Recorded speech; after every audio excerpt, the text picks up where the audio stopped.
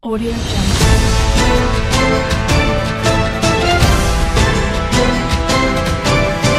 Audio Jungle.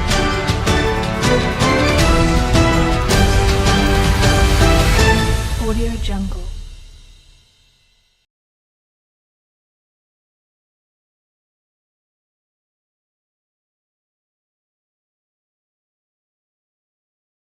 So, namaste everyone here. Namaste to all the delegates and the esteemed panelists. And so, I'll just summarize yesterday's panel discussion, which had happened in these late hours only. So, the discussion focused on the need for addressing sustainable development goals and integrate universal human values into education with panelists from various backgrounds sharing their perspectives on the topic. The panelists emphasize the importance of a shift in worldview from materialistic to holistic and the need for a change in the education system to promote values such as interconnectedness and sustainability. And then today's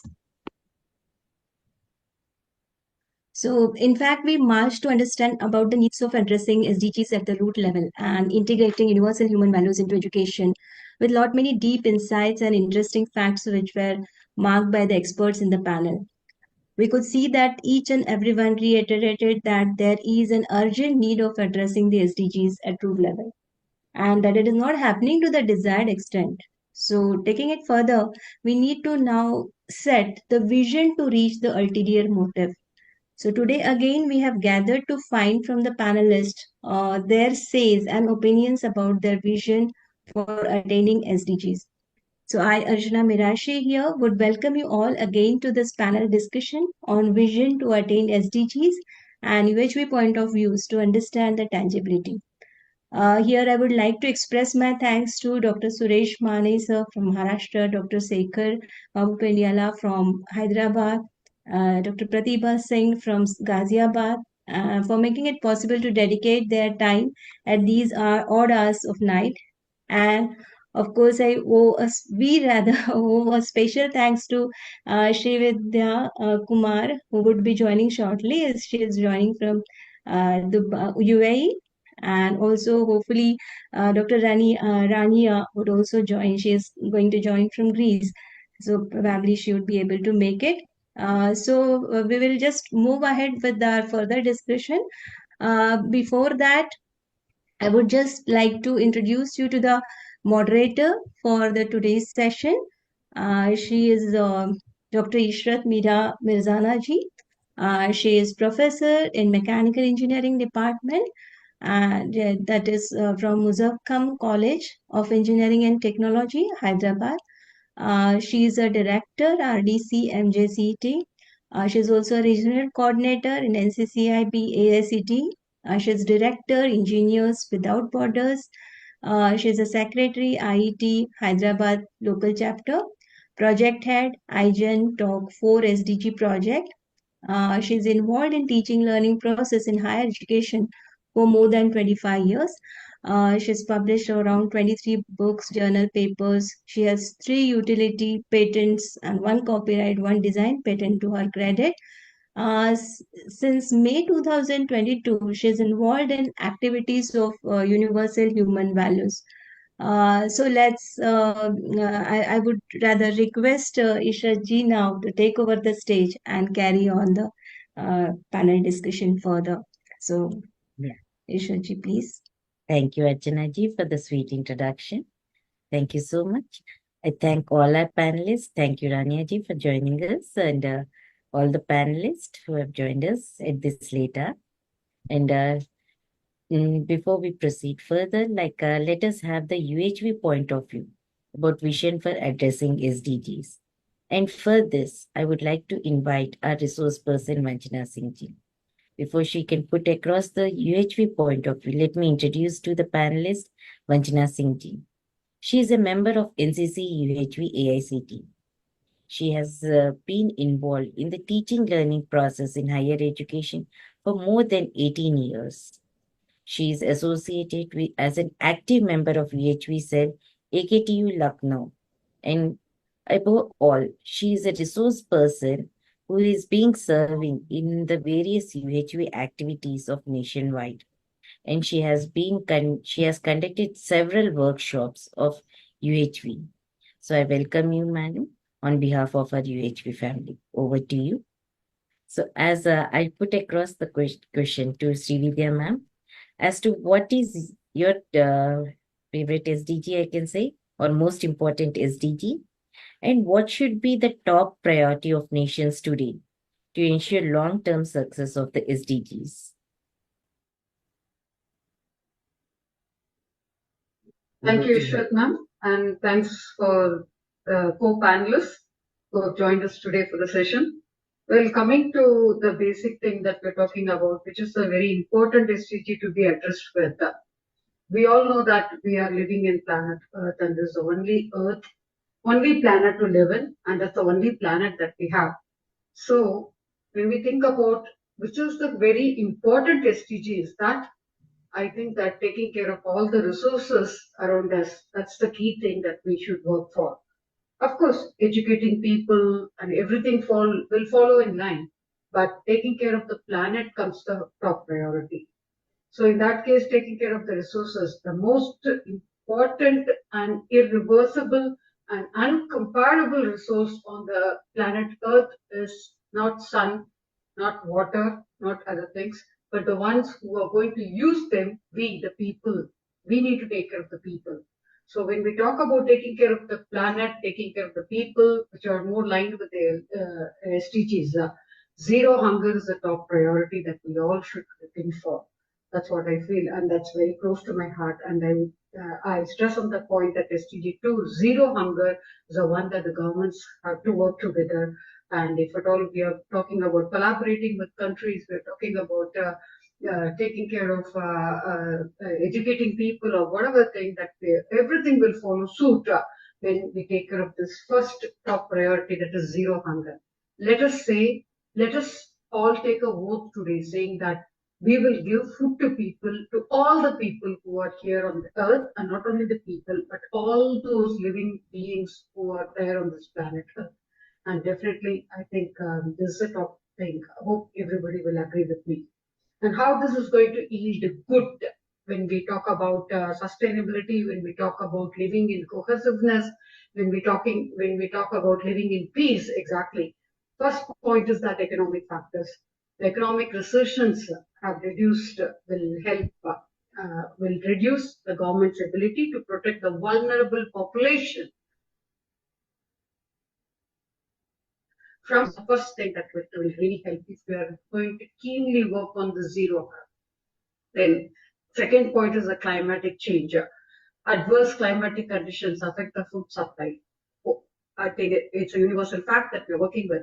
So this is impacting the agricultural productivity, and also it is leading to food insecurity, food security for the people, because a lot of adulteration, everything is following suit. So to how to manage these conflicts is that, and moreover, like it becomes a bio war, it becomes a nano war, it becomes so many wars are taking place just because the food production is not matching with the people who the consumption part of it. So that is a default in the distribution system which the governments have to address with. So what does it really lead to is a malnutrition, both the undernutrition, overnutrition, with the high cost cutting of the countries, and difference in the prices leads to the cognitive development and increasing diseases, which is becoming a challenging for the people and the humanity to handle it on a daily basis. Every new day, every new morning is welcoming us with a new disease or a new pandemic that we are really scared of to live in. So in those cases, what is really another challenging for the governments to handle is that insufficient money rotation which is being there, which is now going towards green economy and circular economy, etc. Has a way that you call it, that there is definitely a fact of insufficient investment with a ratio of public spending on the agriculture, helping for the agricultural resources, helping the agriculture sector with economic contribution have declined so far for the over years with the hindering the efforts to reduce hunger and the poverty. So last but not the least, it leads to inequality, it leads to small scale producer challenges, etc., and the governance issues and rapid urbanization and also weak economic policies in the development is there. Addressing these challenges requires a comprehensive approach that includes strengthening food security programs, investing in agriculture and rural development programs, improving infrastructure and fostering sustainable resilient food systems. Now, as Dr. Ishrat ma'am was asking, give me one example that you can suggest that this will definitely help us to lead the way, to give us a roadmap for giving solutions that, as we all know, SDGs are work together, are aligned together. In that case, better to relate or align SDG 4 with SDG 2, saying that where am I coming to is because the schools, if you want your students to come to school, give them food. So at least for the sake of food, people definitely, parents and students will start coming to school so that we will be able to achieve SDG 4 as well, and also SDG 2 will be taken care. And when we say this, definitely governments will think about contributing more money for the schools which are there for the students. And so that I think this is what I thought, and I'm open to any kind of question. I'm open to any kind of insights from the co-panelists as well. Thank you, ma'am. Thank, thank you so much, Srividhya ji. Like I as went you really fast. I'm sorry. yeah, no issues. As you said, your favorite SDG is SDG 2 because it is the one which need to be at the zero hunger. And when it comes to the top priority that has to be taken by the nations is to look forward further, not just zero hunger, but to address the climatic conditions and to have reduced inequalities. Thank you so much for putting across the point. Now I would like to invite Pratibha ji to put across her point, like what is the most important SDG? And in your opinion, what should be the top priority of nations today to ensure the long-term success of the SDGs? Over to you, Pratibha ji. Thank you, Didi, for giving me this opportunity. As I want to say that all the SDGs are correlated or interrelated with each other.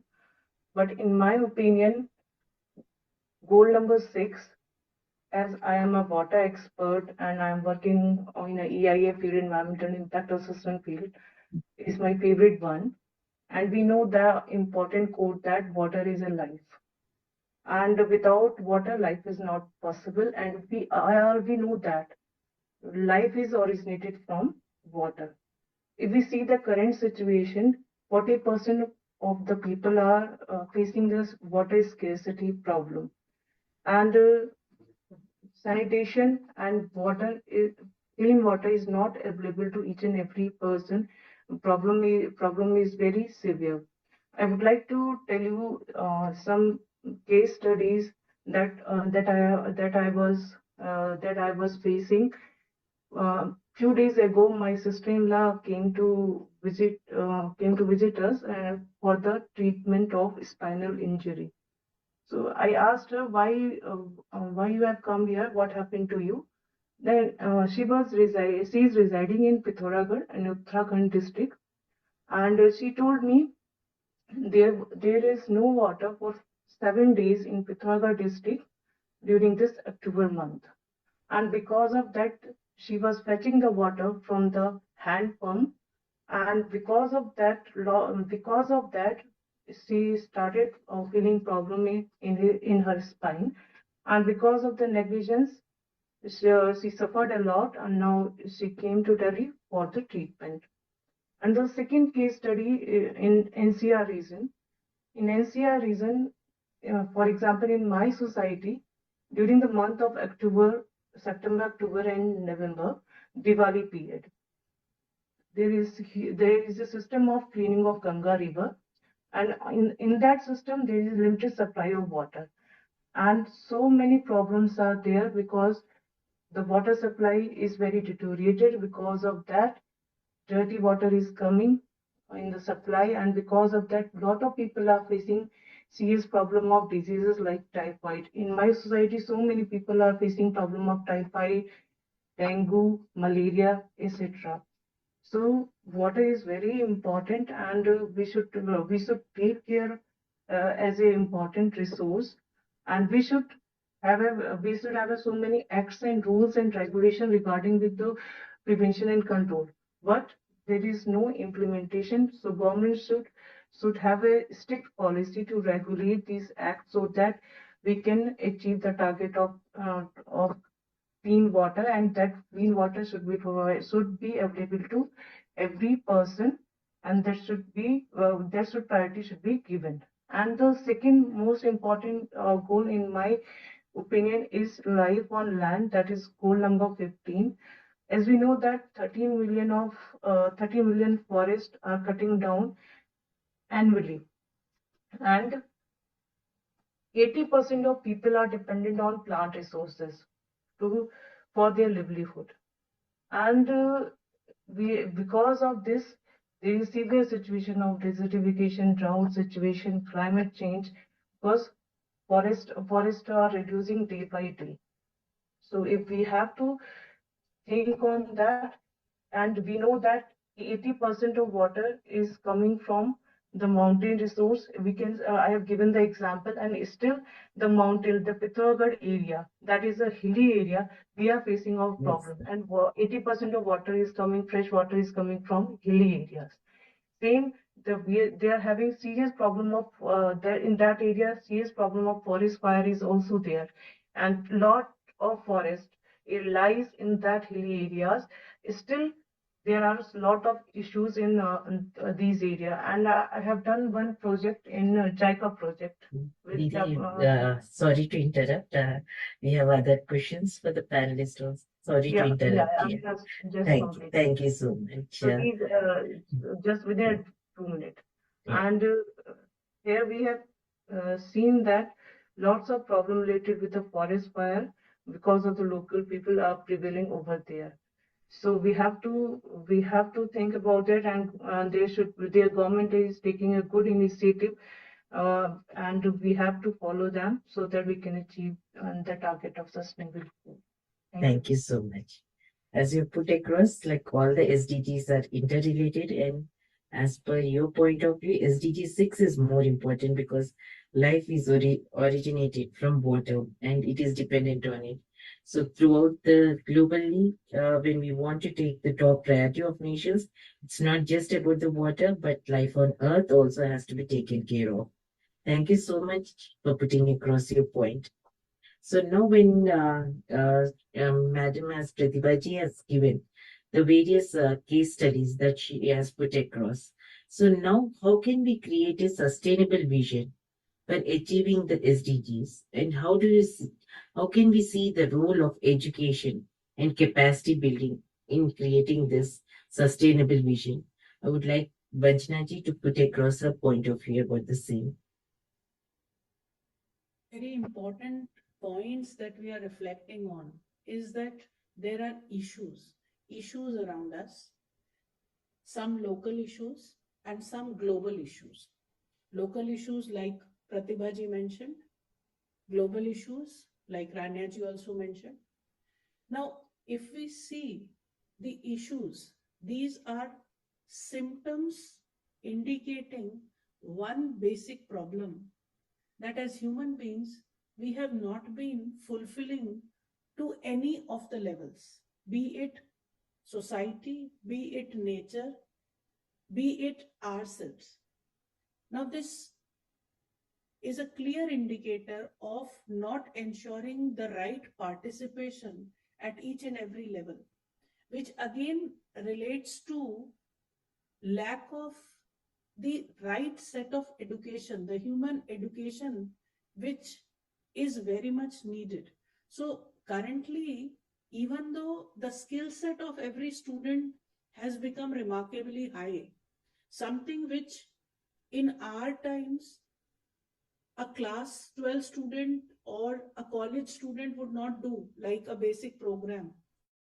Now, a very young child is capable of developing apps. So we see the skill set going on remarkably high, but the relation to the nature, the relationship to the other individual, that is completely going to such a low level that we are not aware of how much we are consuming. Are we leaving anything for our upcoming generations at all? So, this sustainability, the word itself says that we are able to utilize resources and leave the optimum amount of resources for upcoming generations. But when we don't understand that, we are consuming more and more. There is indulgence at every level. And with that indulgence at every level, I want to consume more food, I want to consume more gadgets. Things are going haywire. So this when things go haywire, we see problems and issues erupting at local level as well as global level. And thus, for the educational institutes, the responsibility lies in developing individuals which have this capacity to live with responsibility. So starting from each and every level, I think we can't hold one SDG and try to work on that. In fact, we have to use the collective approach, and that can only help us to resolve it. That is what I want to put very briefly, looking at time. Thank you so much. As you have said, though the skill set is increasing, but relationship of interconnectedness is lost. That is the reason, like we need to have the interconnectedness, not just with the human beings, but with the nature. That will help us in achieving a sustainable vision for achieving the SDGs. Now, I would like to hear from Srividhya ji as to what role do you see for education and capacity building and creating a sustainable vision for achieving the SDGs.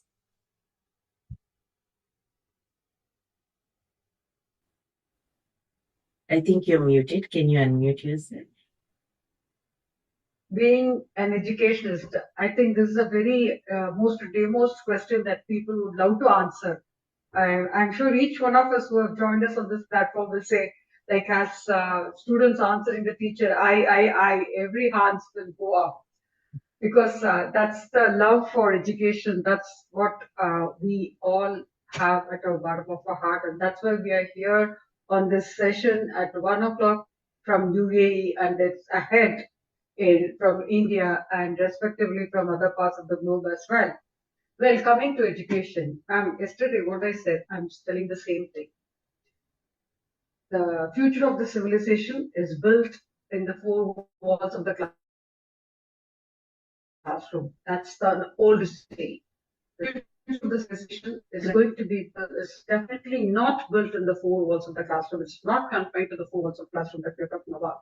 We should make it education more like a free education, liberalized education, such that everything is available on the internet. These name a thing, the topic is available on the internet. So when the student comes to the class, he already has the knowledge within him. So taking the roots of Bloom's taxonomy, the knowledge is already there. It's up, it's available.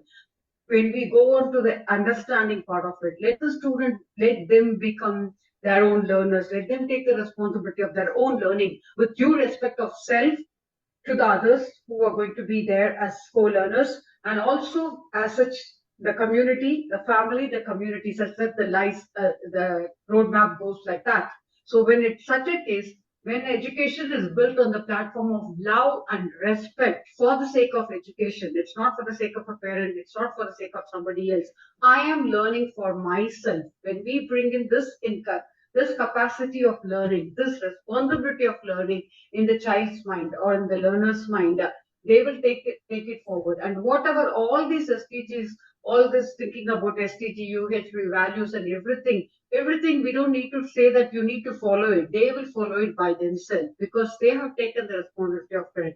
And when they know that this is going to really create a pathway by which I will be able to achieve it, definitely all we are talking about collaborative learning. We should work together. We should work in collaboration. There should be peer learning process. Everything will fall in place because the student, the learner has taken the responsibility, and it starts from home. Charity begins at home. It starts from the learner, and the learner is going to take it forward. And if there is going to be any hazards or hurdles which comes on the way, they will go resolve it. As we all know, when the child learns as a start walking as a toddler, and then they start running, and then they start moving.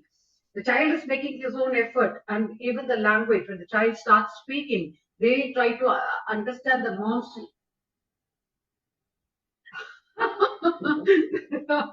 As I told you, this is so dear to our hearts. We will talk volumes and volumes for the whole night. This is not going to end today, definitely. You may have to conduct one more session exclusively for it with education relating to SDGs. Yeah. Really. Thank you. Thank you Sorry. so much. Yeah. As you have said, for creating a sustainable vision, it is more important to liberalize education, and it is important that we have self and experiential learning, and a responsible learner is the one which should be inculcated among the students. Thank you so much for putting across that point. Thank you. Thank you so much.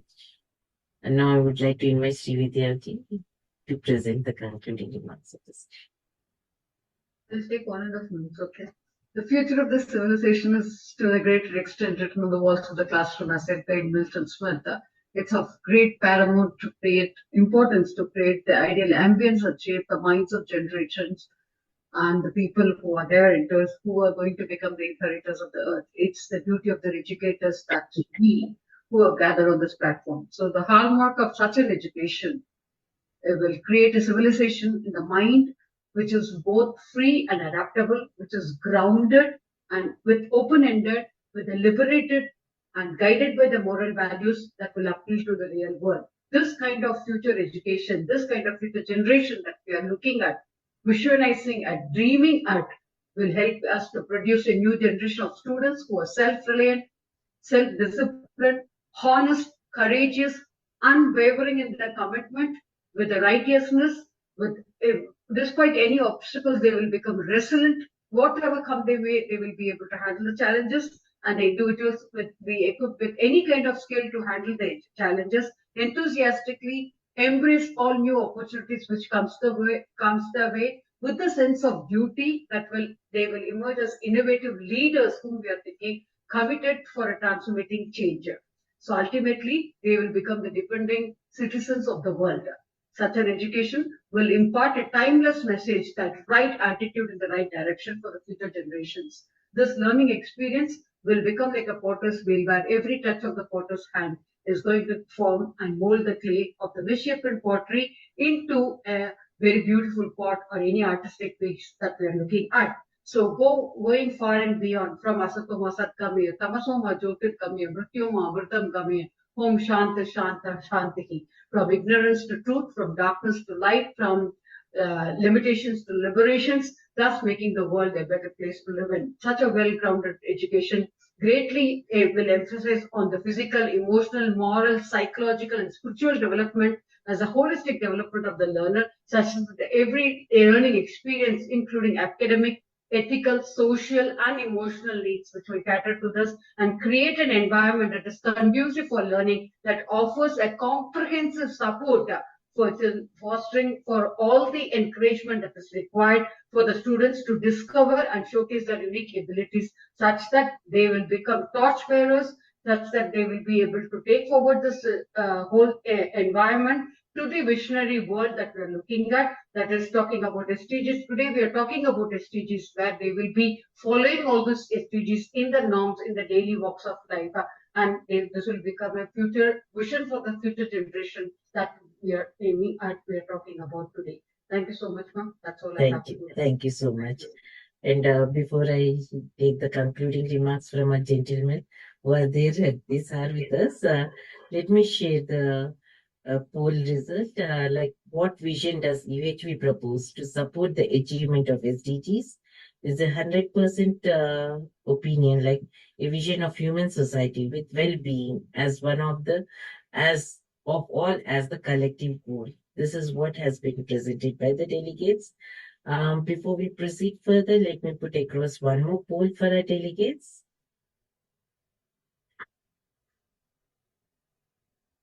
Which is about what is the primary criticism of the current approach towards achieving SDGs according to the UHV proposal. Is it the goal focused too heavily on environmental issues? The approach is primarily economically driven and symptom-based, and the goal are not specific enough to address the social challenges.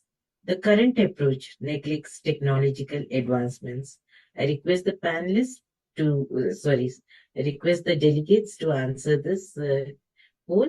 In the meantime, I request our gentlemen who are there at this hour with us, with an all-lady group, to present their concluding remarks. Over to you, Suresh Maniji. Madam, this sustainability has got three pillars. Basically, one is economic development, then second is society, and the third is environment. I think universal human values, this program, when it integrates with this sustainable development, this is a very deadly combination which can definitely bring a change. I think this has been initiated by India, but I only request that this has to percolate to other countries also, and it has to be taken in a big way so that it should start right from elementary education, the proper understanding about self, family, society, and nature, and how we live in harmony with each other. That needs to be taught rather than this present situation where we have seen a lot of conflicts and a lot of because of this big people, there are so many issues being faced by the world order. So I think education is the thing which can bring a change in the society and at the world at large. So keeping this in mind, the initiatives of universal human values which have been initiated in India, I think they should be taken, they should be strengthened in India per se, and then they should be taken globally so that the world becomes a better place to live. Thank you, madam. Thank you so much. I request Shekhar Babuji to put across his concluding remarks. Yeah, thank you for giving me opportunity. Well, I strongly believe, based on all our conclusions, that the right understanding is the key in the SDGs, especially the right understanding of the self will promote the no poverty, zero hunger, good health. Right understanding of the family need will promote the decent work, industry innovation, the reduced inequalities and sustainable cities. Right understanding of the society will promote the climatic conditions and the safety, and right understanding of the nature will promote the life below the water, life on the land, etc. So every SDG, right understanding of the holistic education promoted under the theme of universal human values is contributing for the improvement in the SDGs of all from 2017. So that is where the holistic education is the only one which can be attended globally and with the partnership levels. So the partnership, global partnership and cooperation to ensure no one is left behind in our journey to the development. So that's why. So we can conclude that we can progress with partnership in right understanding with the self, family, society, and nature, and making the people to realize the difference between happiness and prosperity. Definitely, these type of sessions will give a roadmap in reaching the SDGs in the coming days to come. Thank you. Thank you so much. And I would like to finally share the poll result, which shows that the primary criticism of current approach towards achieving SDGs, according to UHV proposals, are the goals are not specific enough to address the social challenges. And before I hand over the session to Archana ji, I would request Vanchana ji to put across her points of conclusion, and then the session is handed over to Archana ji. Over to you. Very briefly, I would just say that we started with collating the vision for addressing SDGs at the root, and together as a team, we have been able to collate the vision to the fact that humane education is needed to ensure that we address the SDGs at the root. Tomorrow, further, we'll carry forward the discussion on implementation. So this was all from our end. Today, we have very constructive discussion throughout, very engaging, very nice to interact with you all. Thank you. Thank you so much. Over to you, Archana ji. Yes, Deep. Really a wonderful and meaningful session, discussion which has went on. And so I would really thank you and thank everyone over here, all the esteemed panelists for their so much of intriguing and engaging discussion and so many valuable insights which each one of you have given. And I'm sure that there will be a lot of takeaways for all the delegates and, in fact, every one of us. And as the discussion initiated with Vanjana Didi's remarks, where she had actually enumerated that how universal human values align with various SDGs. And so now, almost as everybody has reiterated that living by universal values, the attainment of SDG can be naturally facilitated. So that's what we can say. So as I would further proceed to just extend or express my vote of thanks. So I would like to again express my thanks to Suresh Maniji from Maharashtra, Dr. Sekhar Babu Pendiala from Hyderabad, then Pratibha Singh from Ghaziabad, UP, for making it possible to dedicate their time at these odd hours of night. And of course, we owe a special thanks to Srividhya Sukumar ma'am, who has joined us from UAE, and Dr. Rania Nampau, who has joined from Greece. And my gratitude to our mentor, Vanjana Singh ji, for her deliberations as panelist, and also for meaningfully pressing the UHV pointers with respect to vision for addressing SDGs. I also thank Ishruji for her role as moderator, which she has carried out with total effectiveness. And so with that, I would like to appeal to the delegates and panelists to join us on the last day of this conference tomorrow. For shift 2, it would be at 7:30 p.m. and shift 1, it would be at 8:30 a.m. And we'll start with the fourth keynote address on implementing universal human values for holistic value-based education, which we have been talking about throughout the discussion, and that would be leading to fulfilling human aspirations and addressing SDGs at their roots. So thank you all again. Thank you so much. Good night and good morning. Yeah. Good night for sleep and good morning because it's time-wise morning. Yeah, before we conclude, I request Jyoti ji and also tech support Bhagyashali ji to on their videos so that we can have a group pic of the session. Thank you, Archana ji, for Thank you. being the anchor for the session, and also Bhagyashali ji and our panelists who were there with us at this hour, and also the delegates.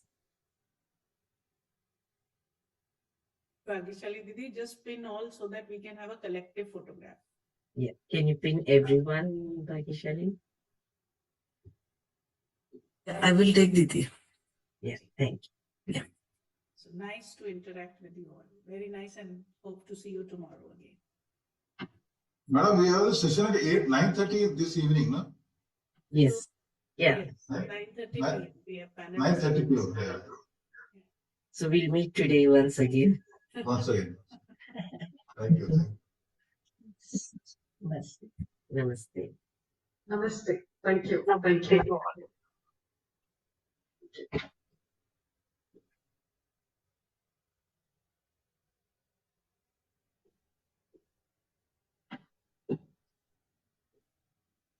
I'll share the pictures with you, Ishratna. Thank you. Thank you all once again. Thank you. Yeah, thank you so much.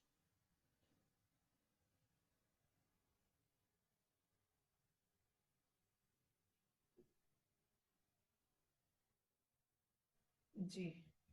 Bhagyashali Didi. I hope it went on well, Didi. Ji, Didi. Little time exceeded.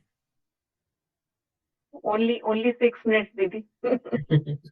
Thank you so much. Thank you, Bhagyashali Didi. And this are you managing everything. Thank you so much. Okay, Didi. It's my pleasure. Thank you. Yeah. Let's meet again today, once again, Yeah. in a few hours. Yeah. Thank you. Thank you. Thank you so much, Didi.